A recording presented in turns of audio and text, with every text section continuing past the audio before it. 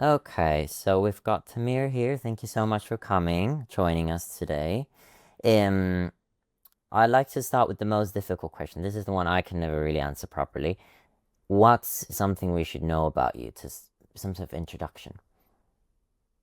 Well, I guess to introduce myself is obviously I'm a filmmaker, I'm a director, writer director. And I think what is something that I guess to know about me is I've had a very crazy life in terms of like I was born in the Middle East, but when I was 2 years old, my family moved to Taiwan. My first language is actually Mandarin Chinese, and we moved back and then to Australia. So I've always been moving, and that's why you can very much see that in my work. I've always been on the move. It's been hard for me to kind of relate my roots in places, and that's why I wouldn't say escaped the world of film, but I very much it's something that's movable. It's something that stays with you. You can move around and you can have your favorite films, your favorite moments, your tastes. They stick with you. So I believe that's kind of why I think I draw so much from it. Of course, of course. Sort of jumping right into the work that you do. Of course, we're working with sort of doing things on social media, and there's one thing that really caught my eyes immediately. It was that you said that filmmakers shouldn't call themselves storytellers. Like, what would you mean with that? Definitely. So I feel like in the modern day, filmmakers love to call themselves storytellers. And I fall into that sometimes as well. And you always have to remember that filmmaking isn't just storytelling. I think, and when we do treat it as just storytelling, that's when we lose, I think, what makes cinema special. And that's what we're seeing now with Hollywood, where we've got these remakes and reboots and people obsessed with finding new ways to tell new stories. Um, and I think we as filmmakers, we're not here to just tell stories. We're here to create experiences, and then those experiences might have stories in them. It's kind of kind of a subset of what we're trying to do, because when we try to create experiences, that's when we create moments. That's when we create iconic moments that we remember for the rest of our lives. You know, you don't remember Jurassic Park because it was a great story, or you don't remember Star Wars because it was a great story. You don't even remember some of my favorite films, like some of the most like pretentious, um, you know, critically acclaimed films, like Stalker or Solaris or Aguirre, The Wrath of God. You don't remember them because they were great stories. You remember them because they were great experiences. They combine storytelling with cinematography, with music, with playing around with life in a way that just can't be done again, in my opinion. So Yeah, that's yeah. why I think we shouldn't call ourselves storytellers. I think that limits what we can do. Do people give you a lot of trouble for you saying such things? Do they question your opinions? How do you deal with that kind of disputes? Yeah, I mean, I do a lot of these hot takes, right? And people do challenge me in the comments, and I find it like a useful thing because that means it challenges me. So I have to come up with a good response. With storytellers, people did challenge me and say, "Yeah, look, I'm." People are like, "No, we are storytellers." And other people are like, "Yeah, that's this actually made me think about things in a broader way and made me and kind of put something that I've been feeling into words." So I don't think it's a bad thing if people kind of like question what I say, or like when I kind of say something a bit provocative or a bit kind of thought provoking, they don't agree with it. Like that's kind of the name of the game, because I'm here to obviously you can't really, I feel like in as an artist, as a creative, as just a human who's communicating, you can't be loved by everyone, because if you create an emotional reaction, you always create the equal and opposite reaction at the same time. So yeah, it just is what it is, and I just know that if I do get those opinionated people, I have opinionated people who are the exact opposite, who are just like, wow, this is exactly what I've been thinking all this time, and you finally put it into words. And I do get a lot of those people as well. And so that just means a lot to hear, because it's like you build a bit of a, I don't know, like I think with these kind of posts, I've been kind of building a bit of a tribe in a sense of just people who don't like to think, like they kind of want to take film seriously, but in a way that like they want to take things a bit off protocol. They don't want to do things the way it's always been done. They don't want to do things the way they've always done it. You see people challenging themselves, trying to make challenging films, and it's just a really cool audience of people that I've met through the account of making these posts. Yeah, yeah, absolutely. And obviously, again, sort of giving these hot takes, sharing them to the world. We also talk about going viral, social media. Obviously, we need that to sort of get our word out there. But how do you sort of do it? Like we know you've had lots of really good moments of you've grown a lot in on social media doing what you do. Like how do you do it? How do you become a viral filmmaker? Yeah, I mean, at the end of the day, I feel like I think. obviously as a filmmaker, it's people find it useful to kind of go viral nowadays, and I found a lot of value into it. Mainly for finding collaborators, finding people kind of doing the same thing, believing in the same Mhm. ideas, having similar missions, and working with those people is amazing. And also they trust you more because they see your work. They see that a lot of people follow you when they trust you as well. So it kind of adds to that. But in terms of how I've been able to do it, honestly, it's just about reinventing yourself every couple of months. When I started off, I did this kind of thing called the Filmmaker Diaries. I believe that's when Joel found out about me. And where I kind of did these kind of daily vlogs of what my life as a filmmaker was like, oh, today I am doing some writing, or today I am on a production meeting with my team, and also I need to make some money. So I'm also doing commercial, or I'm shooting for TV. I would do a lot of that, and I found some success through it. But eventually, I kind of got bored of it. I feel like my audience also got bored of it because I was kind of retreading ground. Like I had a schedule, and at a certain point, there isn't as much novelty into it, and so eventually I was like, look, people connect with me with these videos. They connect with me when I say something that's super useful, that they find super useful, that they can take as a filmmaker and be like, wow, I found this inspiring, or I'm going to take some of these elements and I'm going to live with them. And I was like, people aren't necessarily connecting with me. People aren't necessarily connecting with me for these filmmaker diaries. They're connecting with me because of certain elements. Like maybe I've done something that people really admire, and I can tell them how I did it. Like for example, how did I get a film on streaming? And how am I then now going to hopefully leverage that and put that on Amazon and things like that, and kind of take it into more streaming services. People found a lot of value into like me explaining how I do that. But at the same time, that's not just what they're here for. They're here for a lot of things, and that's when I try to expand my storytelling a bit. And I started talking about my background, my family background, how I use that to inspire my films. I talked about immigrating at the age of 7, and how my entire world was shaken, and I kind of rebuilt from that into the life that I have today, where I'm a filmmaker, where I'm more interested in film, and I use the stories of my family and stuff to kind of inspire really good stories, in my opinion, that do well. And so I reinvented myself again, and then I grew like twice or three times as fast. And then from there, I found that people really engaged with that story of how I dropped out of film school because in a sense they kind of rejected my storytelling, and I was like, I'm just going to do it anyway. If you guys aren't able, if I'm going to pay all this money for film school and you're not going to give me the opportunities I need to actually do what I want, I'm just going to create those opportunities for myself. And that was my next arc, and I started talking about that, and then I blew up even more. And then finally, the most recent phase has been me getting more philosophical, and me thinking like, what is my mission? You've heard about my story. Now I want to tell you about what I want to do, or what is my mission in the future, and what are my beliefs, and how's that shaping me? And I've been doing more of these kinds of like carousel posts for that, and that grew me from like around 8,000 to now 17,000 followers. And I think it's kind of like each time it's like a factor of two. Every time you reinvent yourself, your audience re-engages because they find it something new to like about you, and then you tap into a whole new audience that you weren't tapping into previously.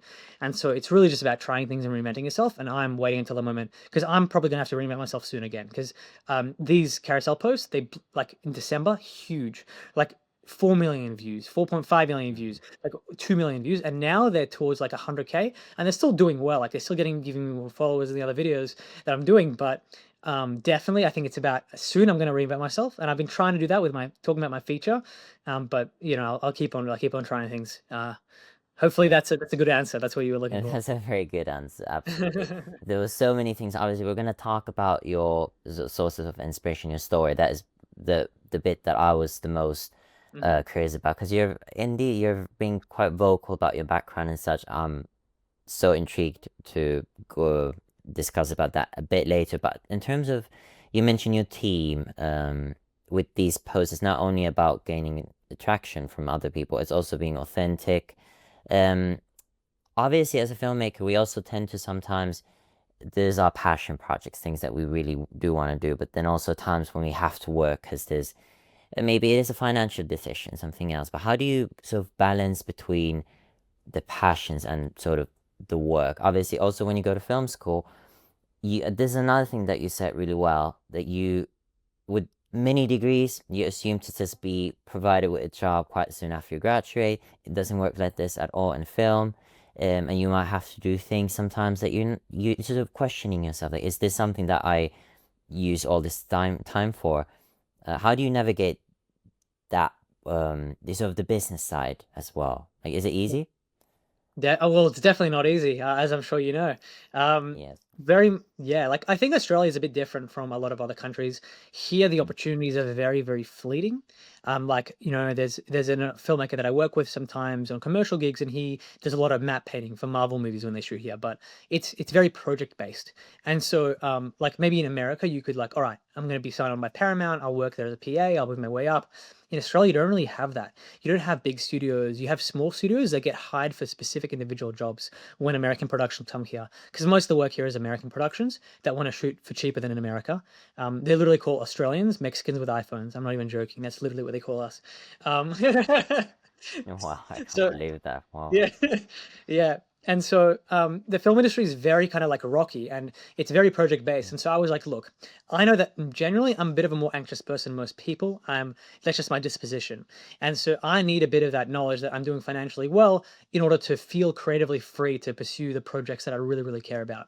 And so for that, I was like, I was aware of that when I was still at film school, and I was like, I don't want to and finish film school and get this degree and have these projects, but then not know what to do next. Because I knew that that is a real potential possibility. I was very like the moment I kind of dropped out of my more prestigious degree at the Melbourne University, and I was and went to film school. I was like, I'm gonna know when I go to film school, I'm gonna figure out how to make this work, because I made a big risk, obviously, and I made a big bet of myself, and I want this bet to obviously work, and I want to live this life that I've been dreaming about. And so I found in first year, I started talking to people in fourth year and people in fifth year who were helping on fourth year productions. And a lot of them didn't even know what they wanted to do next with their film career. They're like, I guess I'm just going to build more of a portfolio. I'm still working my hospitality job. And I was like, this is not the position I want to be in. And so I kept volunteering and kept to different opportunities that were coming through my film school. And one of them was actually being an extra on this fourth year film. And so I go into the set, and I'm just sitting there. They hired out a private school, so it would have cost them a lot of money. And I was sitting in the background, being one of the extras for a theater scene. And then I noticed on the stage three ARRI Alexa cameras. Now, the university only had around four. So, well, at least four they were giving out for these kinds of projects. So where did this one production get three to use at the same time? Because there were 24 other productions happening at the same time. So I was really curious about it, and I stayed behind. And I asked one of the PAs there, or I think she was more of the, actually, I think she was the AD, who are these people? Because this isn't a normal production. This is a normal student film. They hired out a private school. They've got three ARRI Alexa cameras shooting multi-camera at once, plus a huge amount of extras, a huge amount of production people. And she's like, well, these aren't normal film students. These guys started a film production company in second year. They've been working with some of the biggest companies in Australia, not for profits like Cancer Council, footy teams. Footy is just like an Australian kind of version of football, I guess. And they work with humongous corporations, and they make a lot of money. And they were actually able to buy ARRI Alexa cameras, and they're actually using them on this production.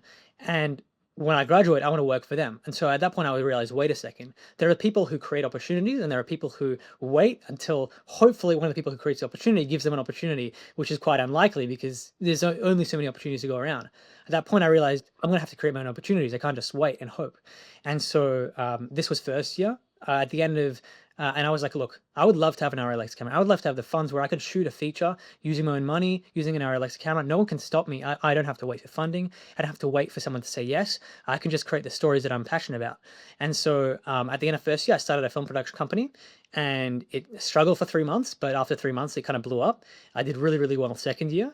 And then ever since then, I've just kind of been utilizing that experience, leveraging projects, and kind of going to the next thing. And that's kind of where I get most of my money from. I get it from, cold, boring commercials, but I don't mind that because that's less time than working on a production, getting paid more. And then now I've got all this extra freedom and time and energy that I can now I can really choose what projects I want to be part of, and I can kind of work on projects that are more passion projects. I don't need, for example, a certain film to do successfully. I can really I know I've got the bandwidth for it to fail, and because I've got that bandwidth and creativity, it actually does better. So genuinely, I just went the commercial route, as boring as that is, and it served me well. I'm happy I made that bet kind of in that direction.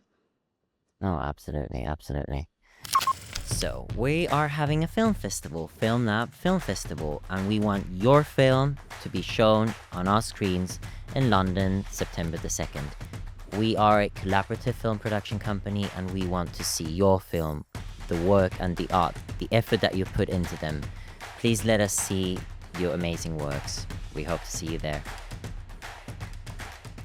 So, combining the past with the future, obviously you are taking a lot of inspiration from your background, and you are making your first feature film. Like, what's sort of the first step that you're taking? Like, what are the steps that you're taking every day to sort of get to that goal? Mhm. No If you worries. can Yeah. sort of fill So in. Mm, yeah, of course. Yeah. So essentially, I come from a background of I've made shorts, I've done for stuff for TV, and essentially the way I viewed it is, all right, I'm learning. I'm really kind of obviously I'm young. I'm still 22. I'm turning 23 in a couple months, so I'm more of 23 than I'm 22. But essentially, what I've been doing so far is making these films as I age, as I learn more about the world, as I learn more about myself, and I'm really finding a voice. And that's why I haven't necessarily rushed into a feature film. I, for example, know someone my age who's already film the feature film, and I didn't necessarily feel the pressure to do it at the same time as him because I was like, I haven't 100% understood my voice yet.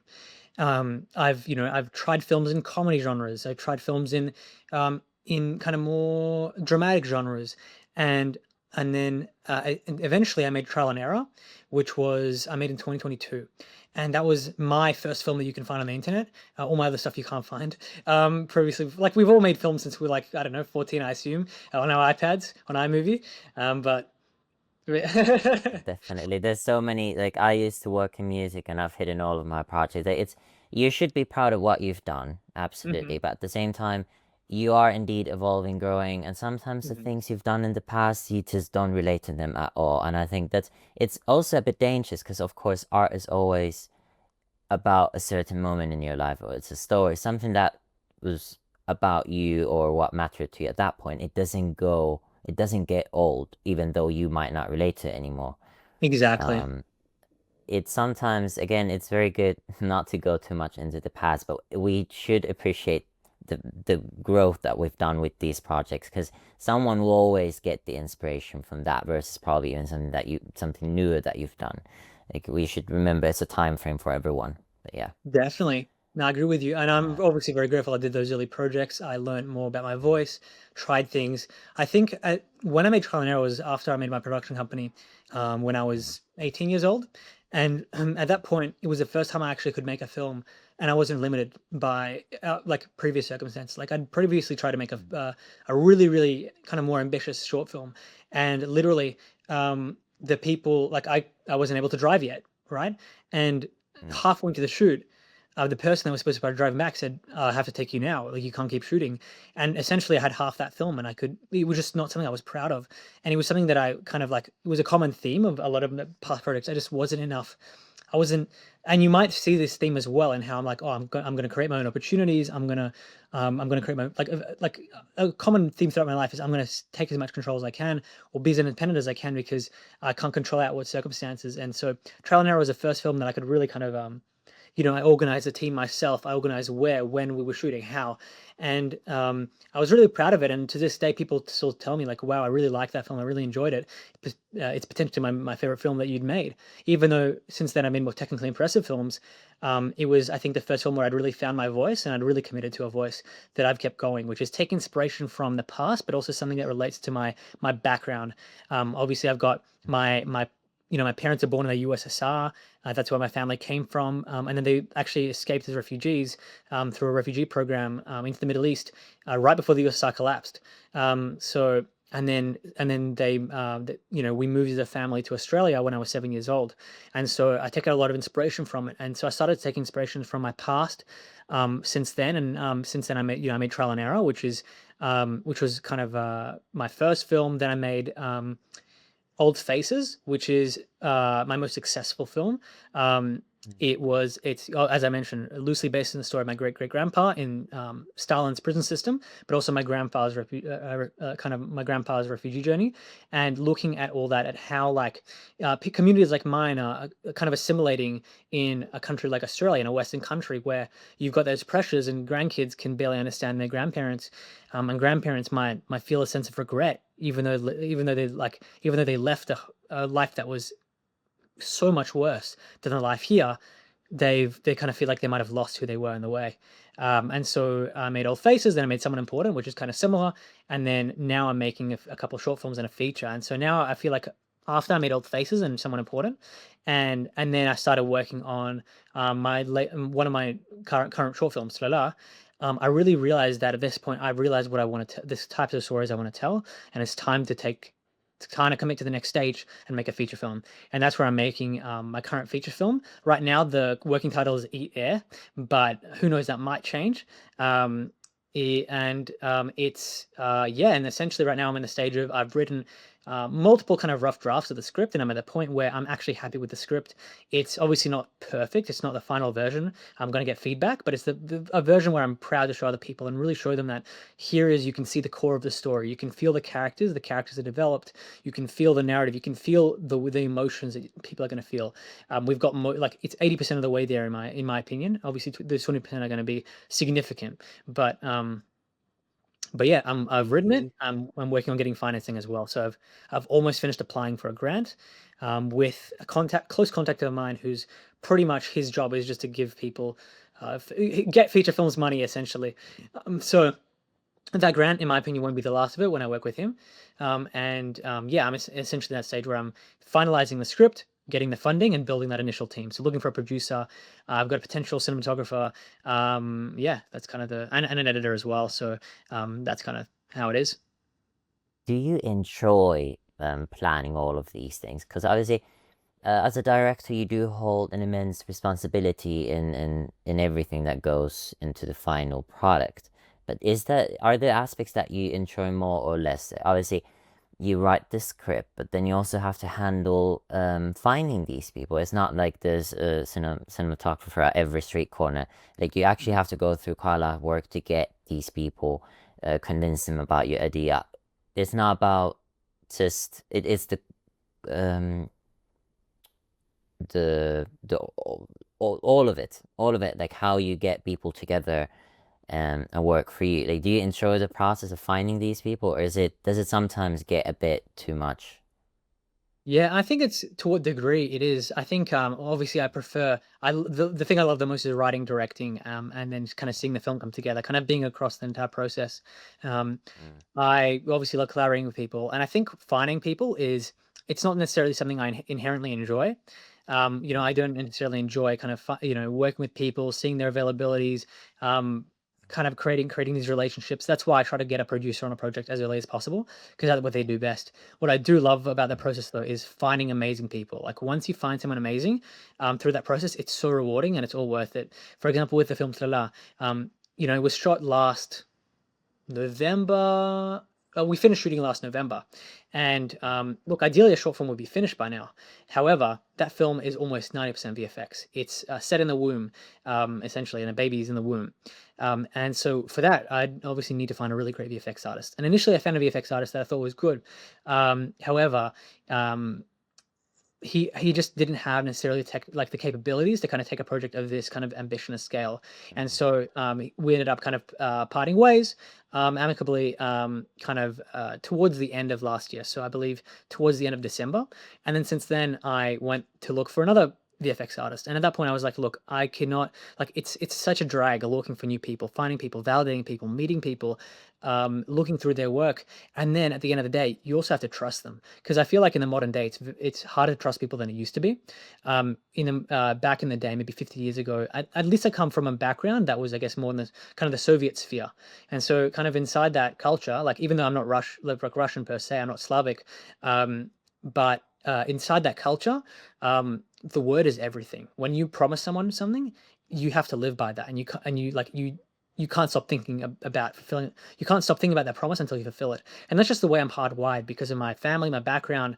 When I want to, if I promise someone, yes, I'm going to, I don't know, read your text message today. I have to do that. If I promise someone, yes, I'm going to give you this script revision today, I now have to do that. It's just how the way I'm wired. And now that I live in a Western country, that's just not the way a lot of people are wired. People do sometimes overpromise and underdeliver. That's just unfortunately the way things are. And so that's often the hardest part of the process. Finding someone, it looks amazing on paper, and then and then it's a bit of a letdown, and that's kind of unfortunate. And so you kind of, and I'm really trying to build my Avengers. I'm trying to find people who I know stick to their word and I can work with forever, and we kind of vibe.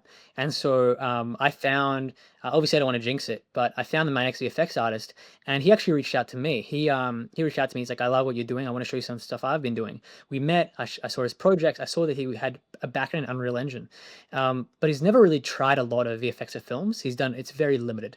However, I was looking for a VFX artist, and I was like, hey man, I remember you did some VFX work. Do you want to do a bit of a test shot with me, and we can try this out, and then we can see if we can work together. He did the test shot. It was pretty good, but he didn't get the full brief. He didn't understand the full brief. Maybe I wasn't communicating well enough. And then he did it again, and at that point, I was like, whoa. I think I might have found the right guy. And since then, we've been working together. And I don't know if you've been seeing the stuff I've been putting on my story, but he's blown my expectations out of the water. He's doing such an amazing job. These shots are mind blowing. Like, they're better than I could have imagined. And because of that, the film is going to be so much better. So I feel like getting people together it's not something I enjoy, but man, it is rewarding when it works. So Yeah. hopefully that's a good answer for you. No, no, absolutely. In terms of, again, you have to navigate both the positive and the negative. When it comes to, I guess we can call it feedback, some sort of clashes in terms of your ways of approaching work, your stories, especially, of course, again, um, what you're making right now is very personal. It comes from something that means a lot to you. How do you deal with people kind of giving you comments about your work? Is it easy to take feedback that's not always just positive? But also, when you are working together with someone, you realize, okay, maybe we are not a match in that sense. How do you handle these situations? Obviously, again, we're all trying to make something good, and they might think their input is good, and you might not think it is. Like, how do you handle that? Yeah, honestly, I think it's once again it's a balance because, for example, on one hand, where people give like for example feedback. For example, the film that I was telling Joel about earlier, the Iranian film that I made, last active in 2022. I was when I finished it, and my goal was to make it in 24 hours, and I did that, and I was proud of it by the end. Um, when I showed it to some people, they were like, wow, this is really powerful. And then some other people were like, it's a bit too short. I wanted more understanding of this character. And at that point, I was like, it kind of hit because that was the point was to keep it as like, the point was to hold a lot of things about her secret. So you miss her. And so you kind of feel her absence. And so at that point, I was like, that kind of like it hit a bit hard where I was like, I started doubting myself a little bit as a director, where I was like, did I leave out a bit too much, and did I leave a bit too much to imagination? However, then I have to think back to the positive. So I think it's always like when you hear like feedback that's negative or constructive, you have to first remind yourself of the positive, and remember, oh, wait a second, okay, it's really just a different perspective, and then delve deep in that perspective and think, all right, what truth is there in here that I'm not aware of? Because unfortunately, as the filmmaker, as the creator, the creator of the experience, or the storyteller, some might say, you have such a limited perspective because you know everything about your story, you know everything about the experience you want to create, you have all the context, and so because of that, you at a certain point you stop being able to experience your own creations from the perspective of everyone other than yourself, someone who's new to it. And so because of that, feedback is so important because you're not just making a film for yourself, you're making it so other people can enjoy it and benefit and be moved. And they're people who are coming in with no context, no understanding of the story, and no intrinsic motivation to enjoy this. Like, for example, I might tell a story about once again my grandpa, and for me means the world because it is someone who's so important to me, who's inspired me, who's shaped me. But other people don't know who my grandpa is. They don't relate to him. They have no relation to him. So they also need a reason to care. They need a character who's actually engaging, who's got problems, flaws, goals, aspirations, someone they could relate to and really kind of tether themselves to. And that's why it's important to have that feedback because I take all feedback seriously, even if it's so-called stupid feedback, even if it's like I didn't like the colors or something. There's always truth there because they're coming in from a perspective that's 10 times more valid than mine, which is someone who's experiencing this for the first time. And I'm not making this film just from like I'm not making these films just for myself. I'm making them for people to enjoy, and these are the kind of people that I hope will enjoy it. And then in terms of like obviously finding a match with people, it's the same thing. Like I think with people it's a lot easier. Like you just have to understand that everyone's different. People have different goals. They have different souls. They they have different tastes as well. And someone who might be an amazing editor for one kind of project might be absolutely horrible editor for your project, because you're telling a whole different experience. You're telling a whole different narrative, and they just can't connect with it. And that's something that happened, like on one of my films, for example. Yeah, it's just something that, like, this editor was amazing. He's worked with a lot of people I admire. I've worked with him on other projects in an amazing fashion. He just couldn't take this project on because he just really didn't relate.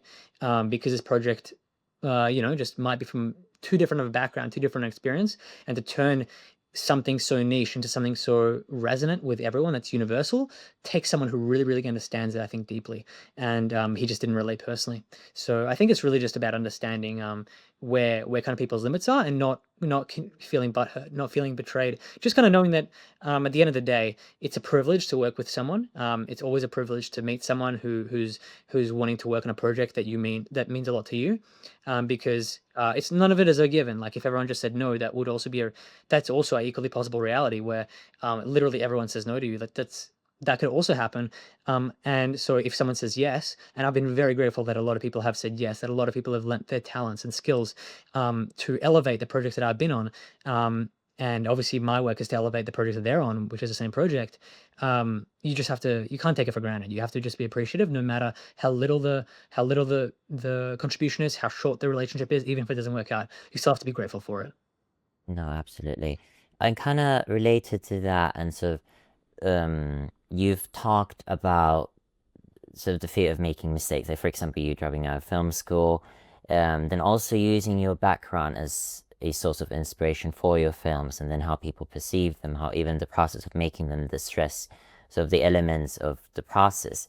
If we talk of well-being, like, because you've been very open, vocal about the process of making your passion turn into reality and having people see these projects.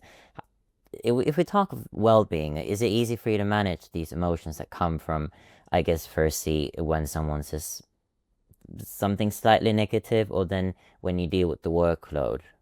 Do you think it is, do you have any ways of handling that within the process so you stay healthy and sane? Definitely. I've tried many things throughout my life. I can admit. I think what really started working well for me was when I decided the idea of, I watched this YouTube video by this filmmaker where he said, I have a daily discipline, where he just says, like, at the end of the day, I just have to have made some kind of progress, as tiny as it is. Even if it's as tiny as creating a casting like a casting ad on a site like Star Now or something, like, or just a casting ad, and that takes maybe half an hour. I've still done something. And so even when it gets busy in the professional world, when if maybe like I'm shooting a commercial for 10 hours a day, I can still do some kind of little daily discipline. And so that's when I actually started to actually make a lot of progress. I started to that's when I made Old Faces, and then I made Someone Important, and I started, working on the next film. On the next film, I was doing some, things constantly, and I was constantly improving.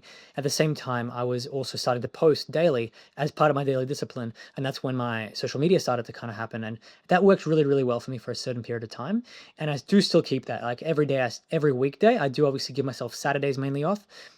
You just need some time to recharge. You have to have weekends, or else you get burnt out, because burnout is not fun. It demolishes you for a month, and that's way worse than rushing a couple of days, because you've just knocked yourself out for a couple months. And I've gotten burnt out a couple of times. That's when you don't manage that responsibility. That's when you're not kind to yourself. When you force yourself, all right, I have to get something out by the end of the week. Look, sometimes you do have to do that, but you have to do that within reason, because you can burn out. So I think the daily discipline idea, as long as you're doing something, you're progressing. And that's important, because it's that saying, if you're 1% better every day, then by the end of the year, you're like 240 something percent. Like, there's a real kind of accumulation of the work that you do, even if it's the smallest amount of work. So, and being kind of like nice to yourself and not beating yourself up. But at the end of the day, I also can't help it. I'm very, very ambitious. I'm very energetic. And sometimes I do say, yeah, I want to make a whole film, write it, make it, and finish it by the end of the day, because I feel like I haven't, my other films are progressing too slowly, and I want to feel like I've made something this year. And that's something that happened last month, in February. So, and so you kind of have to balance that worldview. On one hand, yeah, kind of take things slow, and kind of, as Augusta said, hurry slowly. Always think about your goals, always think about where you're going, put work into that, but don't rush it. Hmm. And on the other side as well, understand when you do have moments of high energy. Like I have ADHD, so there are moments where I have a lot of energy. Like last Wednesday afternoon, I was like, I'm gonna do some SFX work to really visualize a film tomorrow, and I realized, wait a second, I'm really really motivated right now. I've got 2 hours.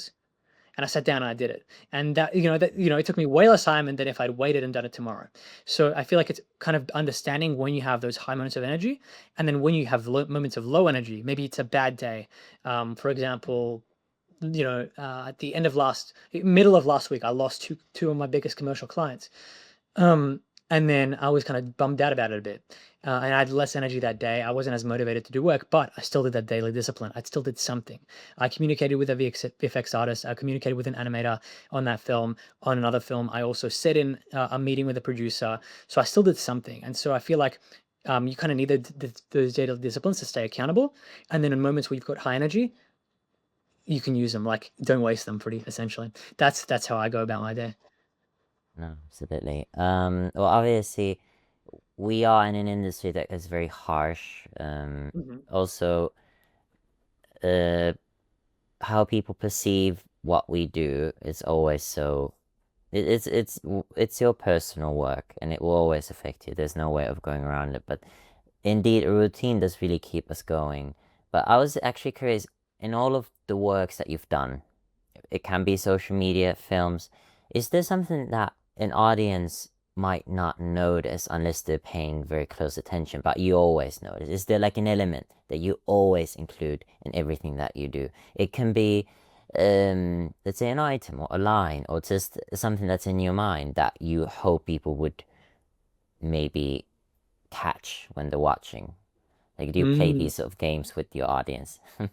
That's a good question. I feel like I've got a few of those that are kind of more broad. I feel like if you look at my content, it's something that is between the lines in every single idea, which is um and you kind of if you look at my kind of account name, it says off protocol director. It's that idea that I genuinely believe that we are kind of like every single post, if you notice it, there's a bit of a feeling there, which is there's a revolution going on. The old way of doing things is boring. It is stale. It is kind of getting replaced, and it's being threatened by new media. Stuff like social media, by streaming, things like that. And we have to go back to doing things for the sake of the art, and also um, being radically authentic. And so I feel like that's something that kind of differentiates a lot of my content from other people who are just kind of more giving advice or giving kind of motivational platitudes. Mine is all about like a radical authenticity and saying be radically authentic as a filmmaker, because trust the world, things are going to work out, because that is how great artists are made.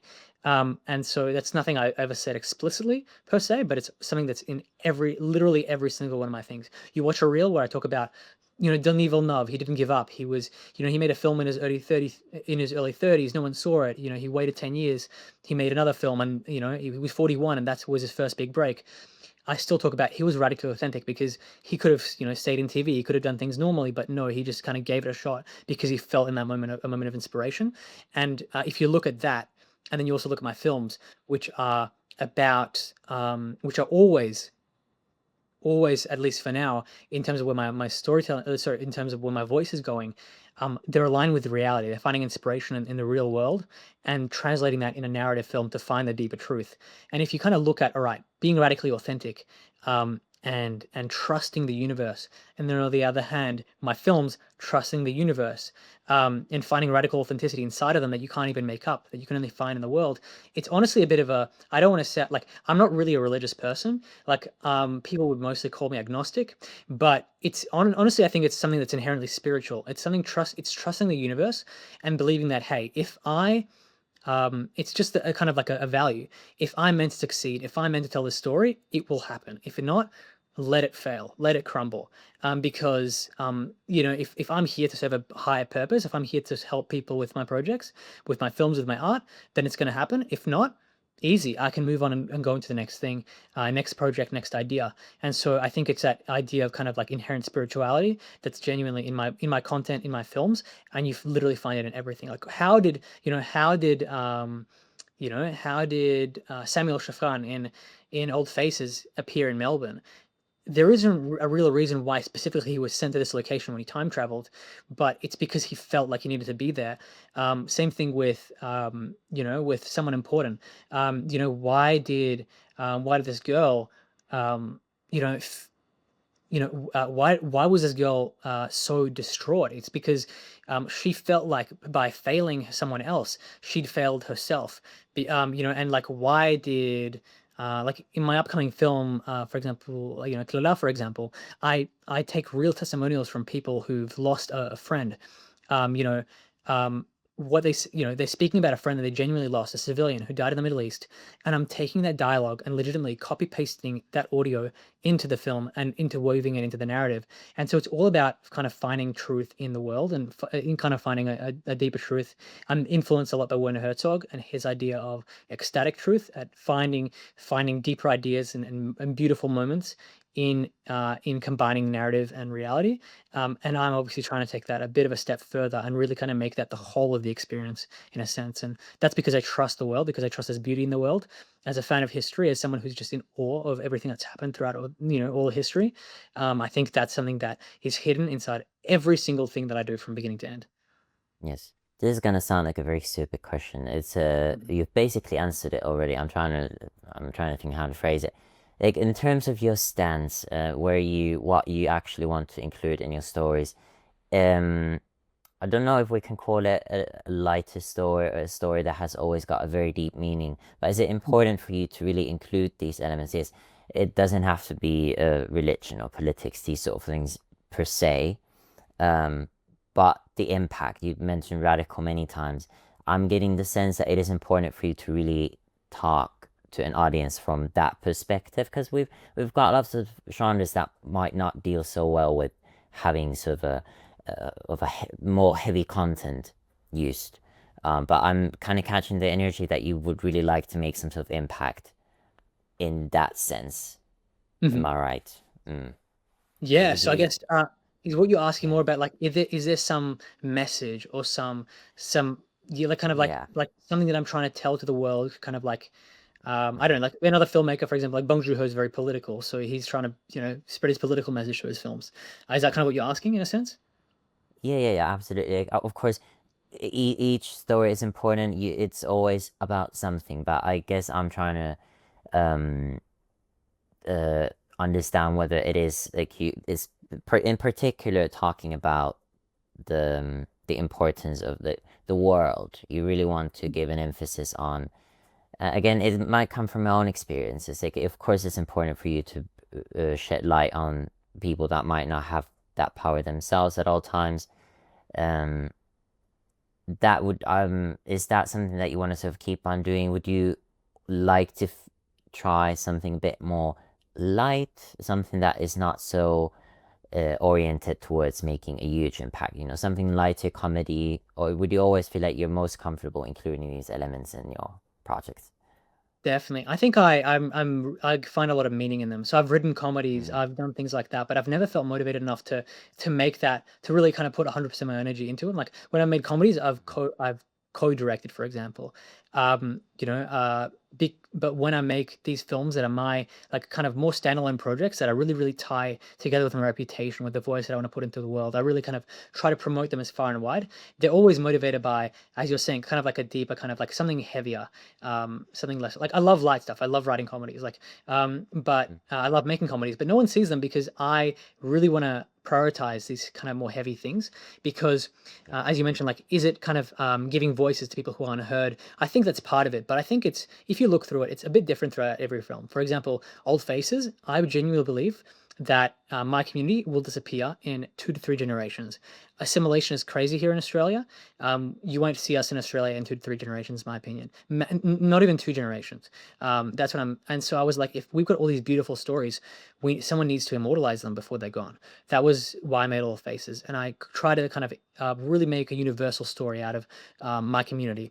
And then, for example, with Tlala, which is like it's actually using dialogue of people talking about someone that they lost in 2023 in Lebanon. And so when you look at that, um, there's I think there's a really, really powerful truth where the reason I made that film was actually I was shooting for TV. And I was filming an interview with these people they had made an exhibition in honor of their kind of teacher, mentor, friend who died. And they were giving these, and I was listening to it, and I was like, kind of at the start, I was like, okay, this is another death. Obviously, like, not to sound really, really psychopathic, but there's obviously a lot of people who've died, throughout the ages. Why is this person special? And then at the end, as time went on, as they kept on talking, I pieced it together that this person was actually really special. He had previously, gotten engaged to this woman, and he, usually in that community, you get engaged and you get married in like a month or two. He said, no, I'm not getting married because I've just been enlisted to the army, and it's not fair to me. It's not fair to any of the other people in the army if we get married and I get time off, because that's not fair to them because they also have to do this job. And he had a bunch of kids, and he was a teacher to other people who died. And as time goes on, you just realize how much of a beautiful soul this person was. And then at the end, I heard of the person describing why he died. And so essentially what he said was, this person that meant so much to me, this my friend, everyone told him not to kind of go into the area, and he ran into a building essentially because he didn't want the soldiers in the area to kind of get hurt if they were like booby traps or anything. Like, he wanted to genuinely help out. He wanted to be their kind of spiritual support in a sense, even though he wasn't a soldier. He was just a regular civilian. And he ran to the building and he got ambushed, and he pretty much died. And so he said, and this is something that's going to be in the film. He said in these exact words, something like, everyone keeps saying, why did you go into that building? And then I remember, wait a second, it wouldn't have been him if he didn't go into that building. Something similar to that. Like, he wouldn't be the person that we're so worried about if he didn't actually go into that building, because that was part of his character. And at that point, I realized that's so beautiful. And this guy was a father figure to not only his own kids, but other people older than him. He was a father figure to them as well. And at that point, I realized, there's so many stories like it. And I've like the pleasure of sitting in front of these people and hearing it. And there's something so deep and true in this. And it's something that is only going to happen once in history. This story only happens once throughout all history, and I am the only one listening to this right now who has a chance to take it and to make other people feel like I feel all right now. And yeah, that interview, I literally, as I walked off and we'd shot it, the producer on set just said, "Yeah, this is not going on TV because this is too controversial." And I was like, "Well, I'm going to make sure people hear about this. I'm going to make sure that people really feel and humanize." And so essentially, what I'm kind of doing in each one of these films, unintentionally in a way, it's just a part of me, is I'm humanizing something really, really unique that happened. That if I wasn't there to find out about it, no one would find out about it. I was grateful enough to hear, from my grandpa that one time when he talked about his own grandpa, how he almost like hanged himself. How he almost got hanged himself in one of the Soviet prisons. And I was like, whoa! If he just didn't tell me that, my mum wouldn't have told me. My dad wouldn't have told me. They're off living their own lives. I don't live at home with them. They're working from. I see them maybe once a week when I visit them.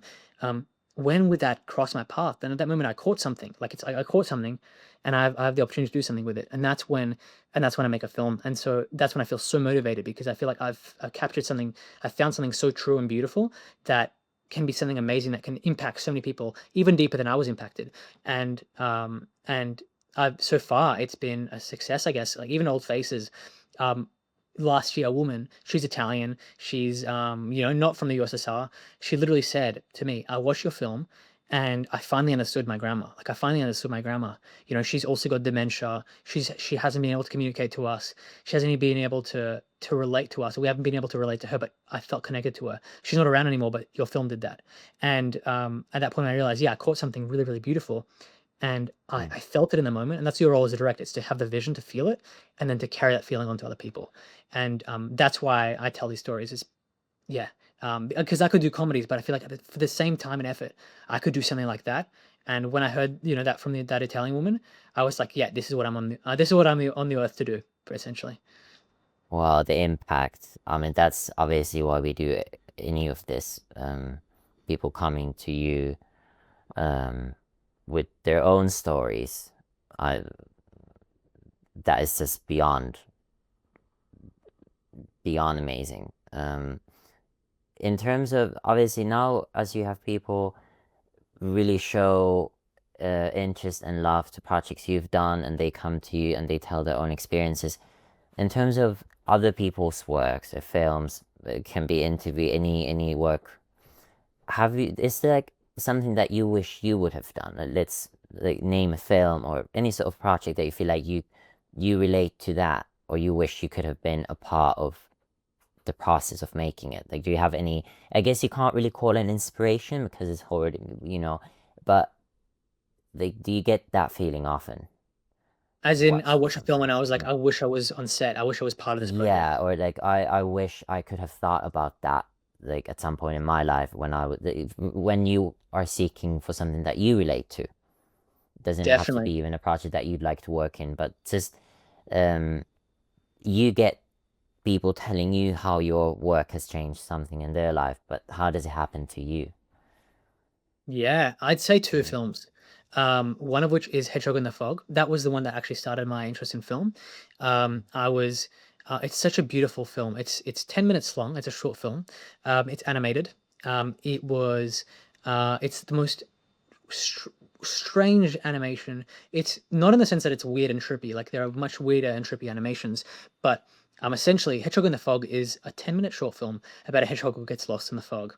Pretty self-explanatory, but it's a kind of philosophical, I'm not gonna lie. It's really, really but more than that, it's insanely atmospheric. You watch it, and this animator invented a new technique in which he took tissue paper, cut it in into microscopic planes, put them over each other, in between glass, and created the sense of a real genuine fog.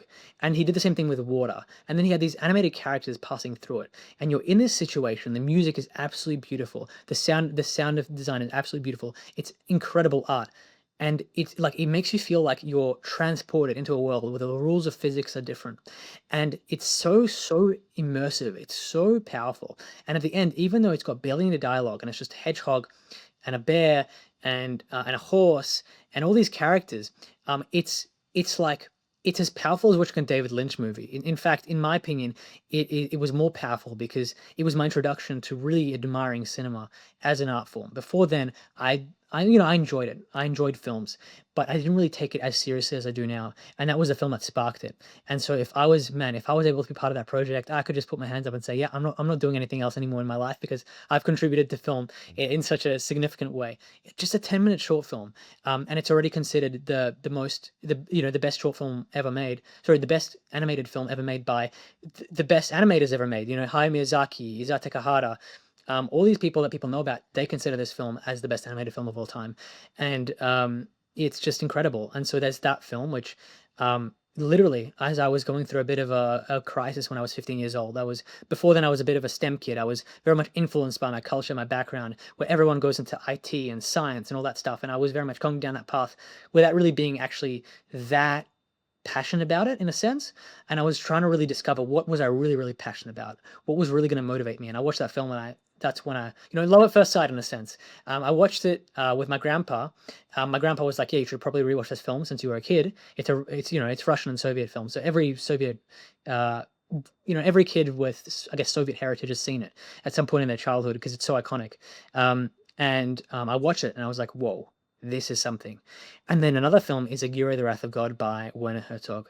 This film, I had a similar moment to that, except I really understood at that point what I believed films really could be, like what they're really capable of, live action films. And this is a film, right? It's a narrative film. It's about a real Spanish conquistador who goes into the Amazon jungle with his band, and he wants to do exactly what Hernan Cortez did in Mexico and took over the Aztec Empire, and Pizarro did in Peru and took over the Inca Empire. He's like, I'm going to be the third, and I'm going to do it. And he's this person with a dream. He goes into the Amazon jungle, and since the first shot of the film, you know that he's doomed. He's going in with all of his Incan slaves, and they're all just kind of just dying from the heat. They're entering. There's this powerful score which mixes like traditional Amazonian flute music with futuristic synth music, and you're understanding, yes, this person is entering a different universe. And in a sense, Cortez and Pizarro had it easy, and he's going in and he's just going insane throughout the film. He's just going crazy and crazy and crazier, and people are leaving the expedition. He's like, and he's threatening people. He's like killing people to stay on this expedition because he's got this dream. In a sense, in a sense is a bit crazy, but he's relatable to anyone with a dream, even though he's absolutely doomed. And it's a bit of a confronting kind of look at someone with a dream.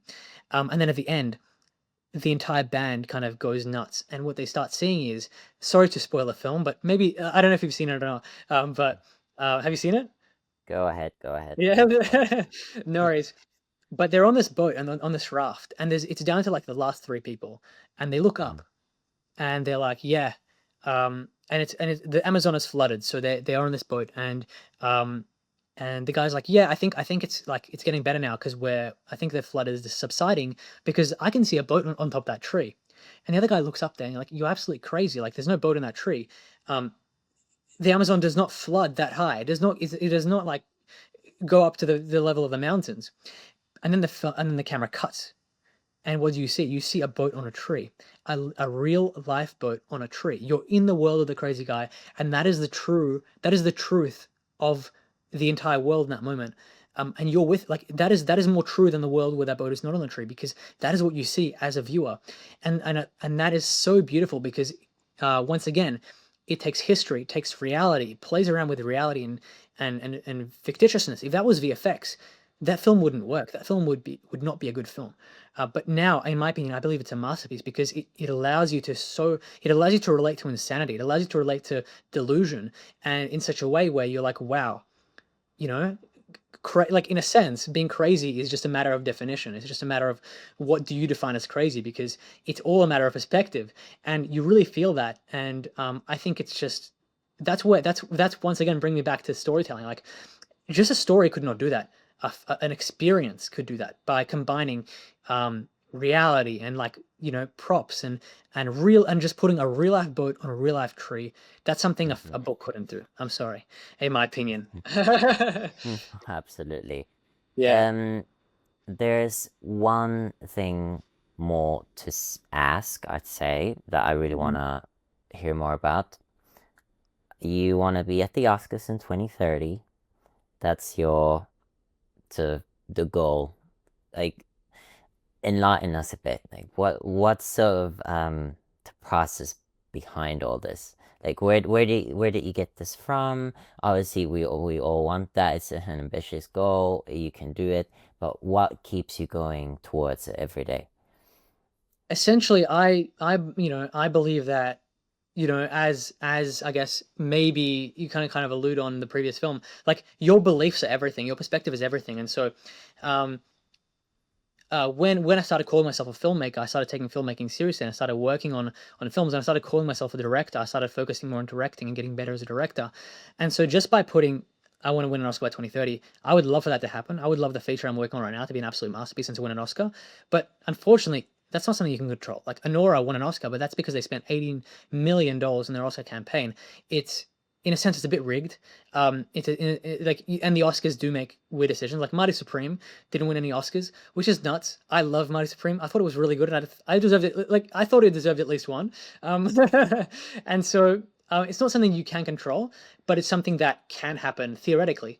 And so why would I say no? I can't do that.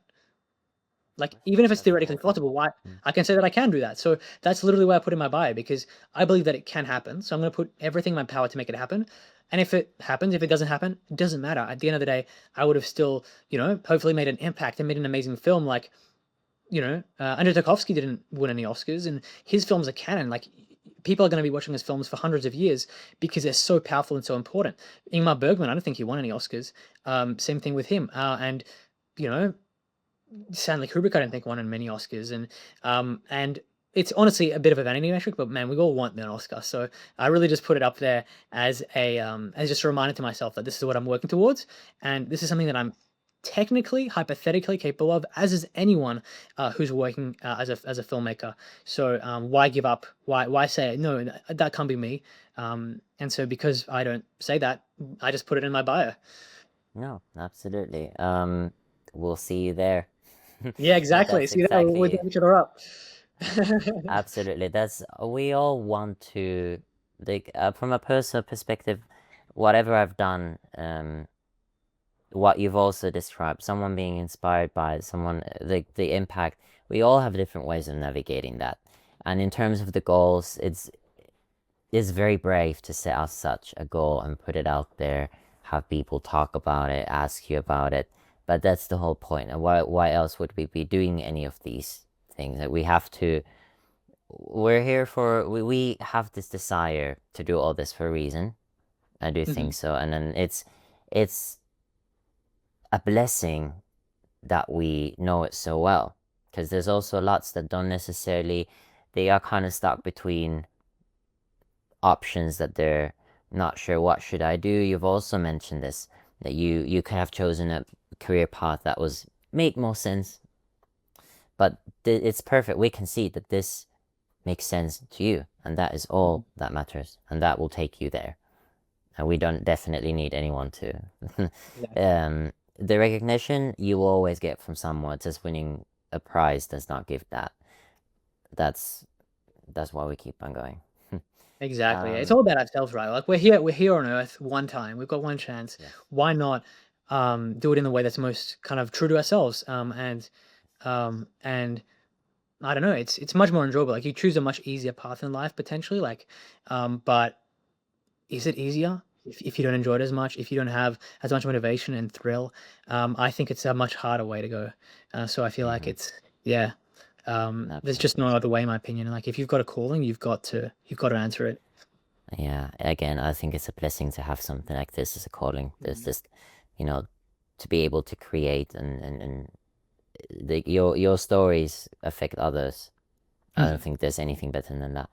But Agreed. Tamir, it's been like your story is just I was very hyped about this call, because I was, first of all, I was able to kind of see what you're about before, and now it's just like I really see what you're doing in a light that I hope please everyone go watch, let's support each other.